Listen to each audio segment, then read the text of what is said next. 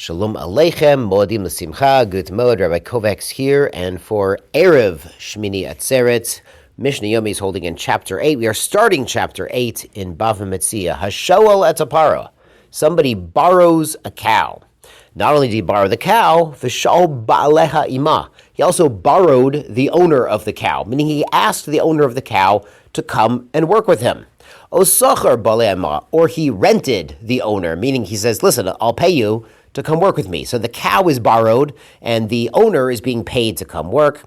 And shal et abaylim o sacharan, or he had already asked the owner to come work, or hired him to come work. Then afterwards, shal et apara, afterwards he borrowed the cow, umeta, and the cow passed away, even if, the cow was stolen or lost. Pater, the borrower of the cow, does not pay. Shenemar, because the Torah says, and this is in Shemot, Exodus chapter 22, Im ba'alav imo lo yeshalem. If the owner of the animal is with him, with the borrower does not pay.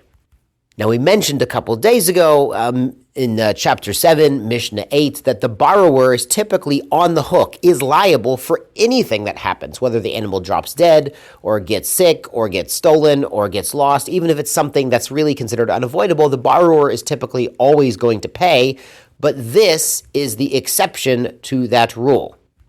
And in the Gemara, they explain that even if the owner of the cow is not literally working in the same field alongside the cow, but he's maybe working on the next field over, as long as he is employed by the borrower of the animal is pater. But the Mishnah does note, aval, but shalet apara, if he first borrows the cow, acher kach, then only afterwards, shalet abaylim o sacharan, then afterwards he borrows the owner or hires the owner, umeta, and the cow dies, chayav. He would have to pay. Shnemar ba'alav ein imo shalom yeshalom. If the owner is not working for him, for the borrower must certainly pay.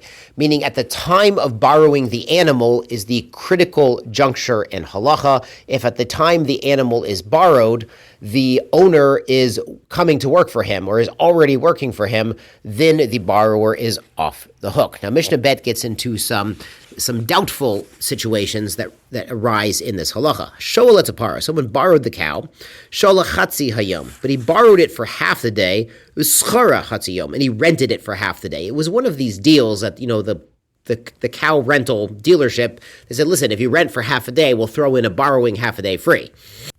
Or sha'ola hayom schara lemachar. He borrowed it today, and the contract says he's renting it tomorrow. So it's rent one day, get one day borrowing free. Or sachar achat shal achat meta. Or he rented one cow and borrowed a different cow, and one of them died. So now we got to resolve what actually happened here. When did the death happen, or to which animal? Hamashil omer, the lender, he says she'ula meta. It was that borrowed cow is the one who died, meaning the borrower will be fully on the hook. The lender is not working for him at this time.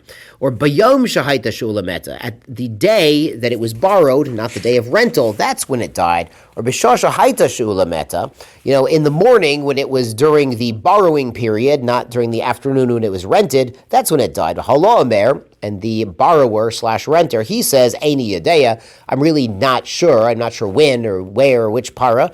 Chayev. So he has to pay. So really, if he could make a shavua, the Gemara explains, and the Bartner here brings it, if he could make a shavua, an oath, that it was certainly not during the borrowing period, but the rental period, if he could make that shavua, he would be off the hook. He would be pater from paying. But because he says Eini Yodeya, he doesn't know, he certainly can't make a shavua. You can't make a shavua Eini Yodeya. You can't make an oath that you don't know something and get off the hook for paying for it. So because he cannot make the shavua, he does have to pay. Now, what about if he does know? That's the necher case in the Mishnah. Hasocher, the renter, and he's also a borrower. Omer, he says, Sechura meta. It definitely died, the rented cow, not the borrowed one. Or biyom shahaita Sechura meta. It was on the day of the rental, not the day of borrowing, that it died. Or bishah shahaita Sechura meta. It was during the time period when it was rented, that's when it died. So he would be off the hook because he's a rented animal, not a borrowed animal. Hala Omer, and the lender says, Eini Yodeya. He doesn't know for sure, then pater. Then the renter / borrower is exempt from paying. And in this case, he doesn't even have to make a shavua to that effect. Finally, the Mishnah adds, Zay Omer She'ula, the owner of the cow says it was definitely the borrowed cow that died, so the borrower would definitely have to pay. And Zay Omer Sechura, and he says, no, it was definitely the rental cow that died, so he should not have to pay. Yeshava hasocher shesechura meta. So the renter needs to take an oath that it was the rental cow that died. And if he can do so with definitiveness, then he is off the hook from paying. Zeomer ein yodeya, v'zeomer ein yodeya. They both say, we're really not sure. We rented a cow, we borrowed a cow, one of them's dead, and we don't know which one's which. Yachloku. They would actually divide the value of the cow. So the borrower/lender would be paying for half of the cow, and the owner would have to absorb the loss of half the cow. Yashar kochachem, all of your cows should be in good health. So too your family and everything that's shaykh to you. Tizkulu mitzvot, Chag Sameach.